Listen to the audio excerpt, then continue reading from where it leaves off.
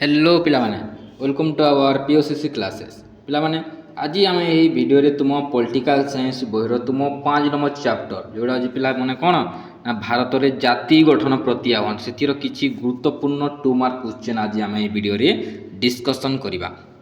देख पे समय को अधिक वीडियो को आरंभ करवा ना तुम फास्ट क्वेश्चन कौन अच्छी देख ना सांप्रदायिकतावाद कौन 2 मार्क क्वेश्चन सांप्रदायिकतावाद कौन ओके देखा सांप्रदायिकतावाद अर्थ होची कौन ना धर्म सांप्रदाय आधार लोक मध्य भेदभाव द्वेष और विरोध सृष्टि होउतिबा संप्रदाय हेउथिबाकू सांप्रदायिकतावाद कहुए। देख सांप्रदायिकतावाद क्या कहुए ना धर्म मध्य जो झगड़ा सृष्टि होची जो भेदभाव सृष्टि होची विद्वेष भाव सृष्टि होची विरोध सृष्टि होची साधारण आम ताकि कहूँ कौन ताकू कहूँ ना सांप्रदायिकतावाद ताकू आम कहूँ।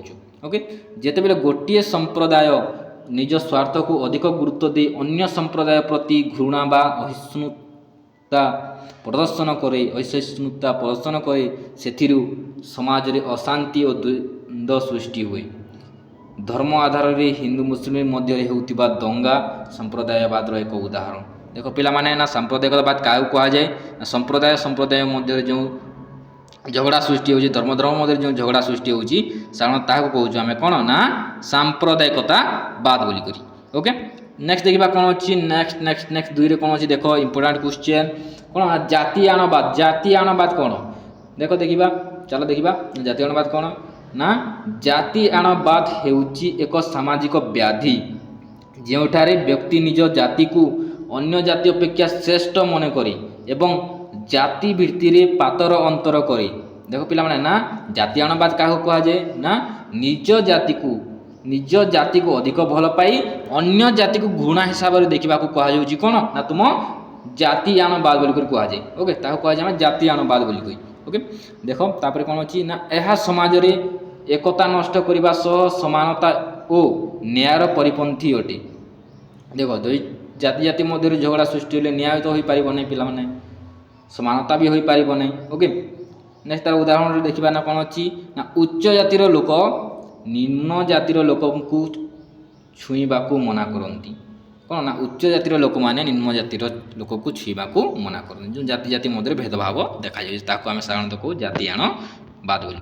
ओके तापर देखा नेक्स्ट 3 आंचलिकतावाद कौन आंचलिकतावाद माने कौन सी देशर निर्दिष्ट अंचलर लोक माने निज अंचल को अहेतुक भल पाई निज संस्कृति निज भाषा निज परिचय और उन्नति पाई विशेष दाबी करती और अन्य अंचल को घृणा भाव में देखती ताहाकू आंचलिकतावाद कहुए। देख पे आंचलिकतावाद क्या कहुए ना निज अंचल को अहेतुक भल पाई अन्य अंचल को घृणा भाव में देखा कहुए कौन ना आंचलिकतावाद बोली कौन ना आंचलिकतावाद बोली कहुए निज अंचल को बहुत भल पाइबा और अन्य अंचल को घृणा हिसाब से देखा साधारण ताकू आम कौन ना आंचलिकतावाद। उदाहरण देखा उदाहरण कौन ना पश्चिम ओडिशार केतेक लोक उन्नतिर असमानता दर्शाई अलग कौशल राज्य गठन दाबी कर तुम उदाहरण।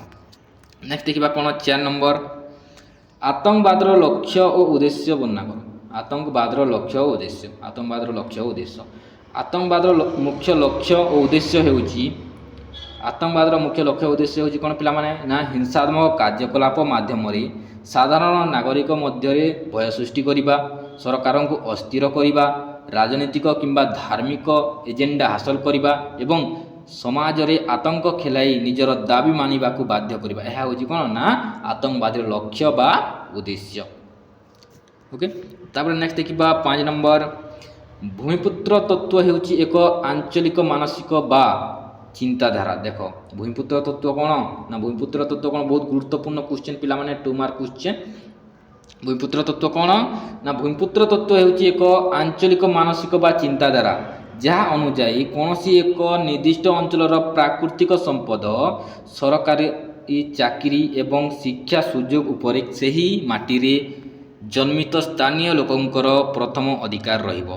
कौन कहला ना भूमिपुत्र तत्व कौन कहला ना भूमिपुत्र तत्व बा भूमिपुत्र नीति कौन कहे ना निज अंचल जन्मलाभ करथिबा କିମ୍ବା ନିଜ ଅଞ୍ଚଳରେ ଯାହା ବି ପ୍ରାକୃତିକ ସମ୍ବଳ ଅଛି, ଯାହା ବି ସରକାରୀ ଚାକିରି ଅଛି, ଯାହା ବି ଶିକ୍ଷା ସୁଯୋଗ ଅଛି, ସେଠାରେ କ'ଣ ନା ନିଜ ଅଞ୍ଚଳର ବ୍ୟକ୍ତି, ନିଜ ଅଞ୍ଚଳରେ ଜନ୍ମ କରିଥିବା ବ୍ୟକ୍ତି ସେ ହିଁ ସେଥିରେ ସୁଯୋଗ ପାଇପାରିବ, ଅନ୍ୟ ଅଞ୍ଚଳର ବ୍ୟକ୍ତି ସେଥିରେ ସୁଯୋଗ ପାଇପାରିବ ନାହିଁ। ତାହା କହୁଛି କ'ଣ ନା ତୁମ ଭୂମିପୁତ୍ର ତତ୍ତ୍ୱ ବା ଭୂମିପୁତ୍ର ନୀତି ବୋଲିକି। ଓକେ, ଦେଖ ତାପରେ କ'ଣ ଅଛି ନା ସମ୍ବିଧାନର 16(3) ଧାରା ଏହି ତତ୍ତ୍ୱ ପ୍ରତି ସମର୍ଥନ ପ୍ରଦାନ କରିଛି। କି ଆମ ସମ୍ବିଧାନର ଧାରା କେତେ ନା 16(3) 16(ଗ) ଧାରା ଅନୁଯାୟୀ ଏହା କ'ଣ ନା ସମ୍ବିଧାନ ସମର୍ଥନ କରିଛି କାହାକୁ ଆମ ଭୂମିପୁତ୍ର ତତ୍ତ୍ୱ। ମହାରାଷ୍ଟ୍ରର ଶିବସେନା, ଆସାମର ଗଣସଂଗ୍ରାମ ପରିଷଦ ଭୂମିପୁତ୍ର ତତ୍ତ୍ୱକୁ ସମର୍ଥନ କରି ଆସିଛନ୍ତି। କିଏମାନେ ସମର୍ଥନ କରି ଆସିଛନ୍ତି? ମହାରାଷ୍ଟ୍ରର ଶିବସେନା, ଆସାମର ଗଣସଂଗ୍ରାମ ପରିଷଦ ମାନେ କ'ଣ ନା ଭୂମିପୁତ୍ର ତତ୍ତ୍ୱକୁ ସମର୍ଥନ କରି ଆସୁଛନ୍ତି। ନେକ୍ସଟ ଦେଖିବା କ'ଣ ନା ଆତଙ୍କବାଦ। ଆତଙ୍କବାଦ କ'ଣ ନା ଆତଙ୍କବାଦ ଦୁଇଟି ଲାଟିନ ଶବ୍ଦ ଭୟ ଓ ଆତଙ୍କରୁ ଆସିଛି। କ'ଣ ନା ଭୟ ଓ ଆତଙ୍କରୁ ଆସିଛି କ'ଣ ଆମ ନା ଆତଙ୍କବାଦ। ଆତଙ୍କବାଦ ହେଉଛି ଏକ ବିଶ୍ୱବ୍ୟାପୀ ସମସ୍ୟା, ଗୋଟେ ଦେଶର ସମସ୍ୟା ନୁହେଁ, ଏହା ବିଶ୍ୱବ୍ୟାପୀ ସମସ୍ୟା ଯେଉଁଠାରେ କିଛି ବ୍ୟକ୍ତି ବା ଗୋଷ୍ଠୀ ନିଜର ରାଜନୈତିକ କ'ଣ ନା ରାଜନୈତିକ, ଧାର୍ମିକ ବା ଆଦର୍ଶଗତ ଲକ୍ଷ୍ୟ ହାସଲ କରିବା ପାଇଁ ସାଧାରଣ ନିରୀହ ଲୋକଙ୍କ ମଧ୍ୟରେ ଭୟ ଓ ହିଂସା ସୃଷ୍ଟି କରନ୍ତି। ଏହା କେବଳ ଏକ ଆଞ୍ଚଳିକ ସମସ୍ୟା ନୁହେଁ, ବରଂ ସମଗ୍ର ମାନବ ସମାଜ ଓ ଦେଶର ଶାନ୍ତି ଶୃଙ୍ଖଳା ପ୍ରତି ଏକ ବଡ଼ ବିପଦ। ଆତଙ୍କବାଦ ଗୋଟିଏ ଅଞ୍ଚଳର ପିଲାମାନେ ନୁହଁ, ଏଇଟା କ'ଣ ନା ସମସ୍ତ ଅଞ୍ଚଳ ପାଇଁ, ସମଗ୍ର ମାନବ ସମାଜ ପାଇଁ ବହୁତ ଗୋଟିଏ ବିପଦ ହେଉଛି କ'ଣ ନା ତୁମ ଆଞ୍ଚଳିକତାବାଦ। ଠିକ୍ ଅଛି, ନେକ୍ସଟ ଦେଖିବା କ'ଣ ନା ସୀମାପାର ଆତଙ୍କବାଦ। କ'ଣ ନା ସୀମାପାର ଆତଙ୍କବାଦ କ'ଣ? ସୀମାପାର ଆତଙ୍କବାଦ ବହୁତ ଗୁରୁତ୍ୱପୂର୍ଣ୍ଣ କ୍ୱେଶ୍ଚନ୍। ସୀମାପାର ଆତଙ୍କବାଦ କ'ଣ ନା ଗୋଟିଏ ରାଷ୍ଟ୍ରର ଆତଙ୍କବାଦୀମାନଙ୍କୁ ତାଲିମ ଦେଇ ଆର୍ଥିକ, ବୈଷୟିକ ଜ୍ଞାନକୌଶଳ, ଅସ୍ତ୍ରଶସ୍ତ୍ର ଆଦି ଯୋଗାଇ ଅନ୍ୟ ଏକ ରାଷ୍ଟ୍ରରେ ଆତଙ୍କବାଦୀ କାର୍ଯ୍ୟକଳାପ ଚଳାଇଲେ ଅଥବା ଚଳାଇବାକୁ ପ୍ରୋତ୍ସାହିତ କଲେ ଏହାକୁ ରାଷ୍ଟ୍ର ପ୍ରାୟୋଜିତ ଆତଙ୍କବାଦ ବା ସୀମାପାର ଆତଙ୍କବାଦ କୁହାଯାଏ। ଦେଖ ଆତଙ୍କବାଦ କାହାକୁ କୁହାଯାଉଛି ନା ଗୋଟିଏ ରାଷ୍ଟ୍ର ଆତଙ୍କବାଦୀମାନଙ୍କୁ ତାଲିମ ଦେବ। ଗୋଟିଏ ରାଷ୍ଟ୍ର କ'ଣ କରିବ ନା ଆତଙ୍କବାଦୀକୁ ତାଲିମ ଦେବ, ଆର୍ଥିକ ସହାୟତା ପ୍ରଦାନ କରିବ, ବୈଜ୍ଞାନିକ ଜ୍ଞାନକୌଶଳ ପ୍ରଦାନ କରିବ, ଅସ୍ତ୍ରଶସ୍ତ୍ର ପ୍ରଦାନ କରିବ ଓ କହିବ କ'ଣ ନା ଆଉ ଗୋଟିଏ ରାଷ୍ଟ୍ରକୁ ସେ ଯାଇକି କ'ଣ କରିବେ ନା ଆତଙ୍କ ସୃଷ୍ଟି କରିବେ। ସାଧାରଣ ତାହାକୁ କହୁଛେ ଆମେ କ'ଣ ନା ସୀମାପାର ଆତଙ୍କବାଦ। ଗୋଟିଏ ରାଷ୍ଟ୍ରରେ ଲାଳିତ ପାଳିତ ହେବେ ଆଉ ଅନ୍ୟ ରାଷ୍ଟ୍ରକୁ ଯାଇ କ'ଣ କରିବେ ସେମାନେ ନା ଆତଙ୍କ ସୃଷ୍ଟି କରିବେ, ତାହାକୁ କହୁଛେ ଆମେ ସୀମାପାର ଆତଙ୍କବାଦ ବୋଲି। ନେକ୍ସଟ ଦେଖିବା 8 ନମ୍ବର ମିଳିତ ମୁକ୍ତି ସାମୁଖ୍ୟ ବା ଉଲଫା ଆତଙ୍କବାଦ। ବହୁତ ଗୁରୁତ୍ୱପୂର୍ଣ୍ଣ କ୍ୱେଶ୍ଚନ୍। ଉଲଫା ଆତଙ୍କବାଦ କ'ଣ? ଉଲଫା ଆତଙ୍କବାଦ କେଉଁଠାରେ ଥିଲା ପିଲାମାନେ ନା ଆସାମରେ। କେଉଁଠାରେ ନା ଆସାମରେ। ଉଲଫା ହେଉଛି ଆସାମର ଏକ ପ୍ରମୁଖ ବିଚ୍ଛିନ୍ନତାବାଦୀ ସଶସ୍ତ୍ର ସଂଗଠନ ଯାହା 1979 ମସିହାରେ ଆସାମକୁ ଭାରତ ଶାସନରୁ ମୁକ୍ତ କରି ଏକ ସାର୍ବଭୌମ ସ୍ୱାଧୀନ ଆସାମ ଗଠନ ଲକ୍ଷ୍ୟରେ ପ୍ରତିଷ୍ଠିତ ହୋଇଥିଲା। କାହିଁକି ପ୍ରତିଷ୍ଠିତ ହୋଇଥିଲା? କ'ଣ ନା ଭାରତରୁ ଆସାମକୁ ଅଲଗା କରିବା ପାଇଁ, ସ୍ୱତନ୍ତ୍ର ଆସାମ କରିବା ପାଇଁ ହେଲା, ସ୍ୱାଧୀନ ଆସାମ କରିବା ପାଇଁ ଗଠନ କରାଯାଇଥିଲା। କେବେ ଗଠନ କରାଯାଇଥିଲା ନା 1979 ମସିହାରେ। 1979 ମସିହାରେ ଗଠନ କରାଯାଇଥିଲା। ଓକେ, ଏହି ସଂଗଠନ ନିଜର ଦାବି ହାସଲ ପାଇଁ ହତ୍ୟା, ଅପହରଣ, ବୋମା ବିସ୍ଫୋରଣ ଏବଂ ସୁରକ୍ଷା କର୍ମୀଙ୍କ ଉପରେ ଆକ୍ରମଣ ଭଳି ହିଂସାତ୍ମକ ପନ୍ଥା ଆପଣାଇ ଥିବାରୁ ଭାରତ ସରକାର ଏହାକୁ ଏକ ଆତଙ୍କବାଦୀ ସଂଗଠନ ଭାବେ ଘୋଷଣା କରିଥିଲେ। ବହୁତ ସିମ୍ପଲ ପିଲାମାନେ। ନେକ୍ସଟ ଦେଖିବା କ'ଣ ନା ଅପରେସନ୍ ବ୍ଲୁ ଷ୍ଟାର। ଶେଷ question operation blue star. Operation blue star ହେଉଛି 1994 ମସିହା ଜୁନ୍ ମାସରେ ଭାରତୀୟ ସେନା ଦ୍ୱାରା ଅମୃତସର ସ୍ଥିତ ସ୍ୱର୍ଣ୍ଣ ମନ୍ଦିର ପରିସରରେ କରାଯାଇଥିବା ଏକ ବଡ଼ ଧରଣର ସାମରିକ ଅଭିଯାନ। ଅପରେସନ୍ ବ୍ଲୁ ଷ୍ଟାର କ'ଣ ନା 1984 ମସିହା ଜୁନ୍ ମାସରେ ଭାରତୀୟ ସେନା ଦ୍ୱାରା ପଞ୍ଜାବର ଅମୃତସର ସ୍ଥିତ ସ୍ୱର୍ଣ୍ଣ ମନ୍ଦିର ପରିସରରେ କରାଯାଇଥିବା ଏକ ବଡ଼ ଧରଣର ସାମରିକ ଅଭିଯାନ, ଗୋଟେ ଅପରେସନ୍ ଚାଲିଥିଲା ପିଲାମାନେ, ତାକୁ କହୁଛେ ଆମେ କ'ଣ ନା ଅପରେସନ୍ ବ୍ଲୁ ଷ୍ଟାର ବୋଲି।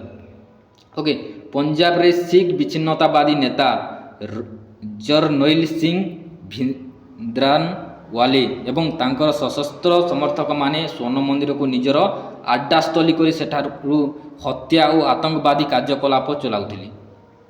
ତତ୍କାଳୀନ ପ୍ରଧାନମନ୍ତ୍ରୀ ଇନ୍ଦିରା ଗାନ୍ଧୀଙ୍କ ନିର୍ଦ୍ଦେଶରେ ସ୍ୱର୍ଣ୍ଣ ମନ୍ଦିରକୁ ଏହି ସଶସ୍ତ୍ର ବିଦ୍ରୋହୀଙ୍କ କବଳରୁ ମୁକ୍ତ କରିବା ପାଇଁ ଏହି ଅପରେସନ୍ କରାଯାଇଥିଲା। କେଉଁ ଅପରେସନ୍? ଆମ ଅପରେସନ୍ ବ୍ଲୁ ଷ୍ଟାର। ଯିଏ ଥିଲେ ଆମ କିଏ? ପଞ୍ଜାବର ଶିଖ ବିଚ୍ଛିନ୍ନତାବାଦୀ ନେତା। ସେ କ'ଣ କରୁଥିଲେ? ତାଙ୍କର କିଛି ସଶସ୍ତ୍ର ସମର୍ଥକମାନଙ୍କୁ ନେଇ କ'ଣ କରୁଥିଲେ ନା ଆମ ସ୍ୱର୍ଣ୍ଣ ମନ୍ଦିରରେ ଆଡ୍ଡାସ୍ଥଳୀ ବନେଇଥିଲେ। ଆଉ କ'ଣ କରୁଥିଲେ ନା ସେଠାରୁ ସେ ହତ୍ୟା କରୁଥିଲେ, ଆତଙ୍କବାଦୀ କାର୍ଯ୍ୟକଳାପ ପରିଚାଳନା କରୁଥିଲେ ତାହାକୁ ଦମନ କରିଥିଲେ କିଏ? ନା ଆମ ତତ୍କାଳୀନ ପ୍ରଧାନମନ୍ତ୍ରୀ ଇନ୍ଦିରା ଗାନ୍ଧୀ। ଇନ୍ଦିରା ଗାନ୍ଧୀ କ'ଣ କଲେ? ତାଙ୍କ ନିର୍ଦ୍ଦେଶ ଅନୁସାରେ ସ୍ୱର୍ଣ୍ଣ ମନ୍ଦିରରୁ ଏହି ସଶସ୍ତ୍ର ବିଦ୍ରୋହୀମାନଙ୍କୁ କବଳରୁ ମୁକ୍ତ କରାଯାଇଥିଲା। ସେ ଅପରେସନ୍ ଯେଉଁ କରାଯାଇଥିଲା ତାହାକୁ କୁହାଯାଏ କ'ଣ? ନା ଅପରେସନ୍ ବ୍ଲୁ ଷ୍ଟାର। ଓକେ, ଏହା ଥିଲା ପିଲାମାନେ କିଛି ଗୁରୁତ୍ୱପୂର୍ଣ୍ଣ କ୍ୱେଶ୍ଚନ୍ ତୁମ 5 ନମ୍ବର ଚାପ୍ଟରର। ନେକ୍ସଟ ଭିଡ଼ିଓରେ ତୁମ 6 ନମ୍ବର ଚାପ୍ଟରର କିଛି ଗୁରୁତ୍ୱପୂର୍ଣ୍ଣ 2 ମାର୍କ କ୍ୱେଶ୍ଚନ୍ ଡିସ୍କସନ୍ କରିବା।